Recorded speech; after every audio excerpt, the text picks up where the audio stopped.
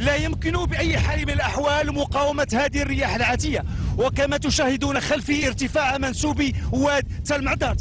الأمطار لا زالت مستمرة، ومن المحتمل أن تشل حركة السير بين الشمال والجنوب. التدفق المهول لمياه الأمطار أوقف كل شيء على هذا المعبر الطرق الحيوي الرابط بين العيون وأكادير عند قلمي. أما بوسط المدينة فغضب الطبيعة يتمثل هنا في واد أم العشار الذي لم يطر منذ سنة 67 800 وألف. المياه غمرت الأحياء المتواجدة بجانبه.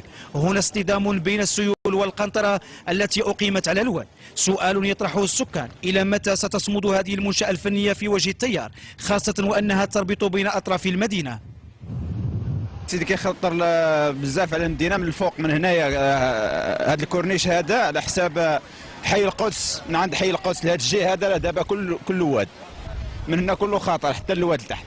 شنو هي الأحياء المهددة؟ الأحياء المهددة هي جنب القويرة، تركز. خروج واد أم العشار عن مجراه أدى إلى فيضانات بالمدينة. هذه الصور تظهر سرعة السير وهي تغمر مقر ولاية قلمي مسمارة. الكل يسابق الزمن من أجل إنقاذ ما يمكن إنقاذه. الدار ديالي كيقولوا انا غارقه بالماء، مازال ما مشيتش ليها. ساكنة ساكنه في النسيم، والريزو مقطوع. بغينا نعيطوا لشي حد يعتقنا ولا لي ترونسبور يجي يدينا، مازال ما لقينا حتى شي حاجه.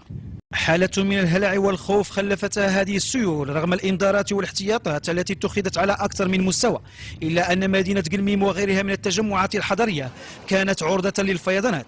وفي هذه الأثناء ينكب المسؤولون على إنجاز تقارير عن حجم الخسائر الناجمة عن هذه الفيضانات.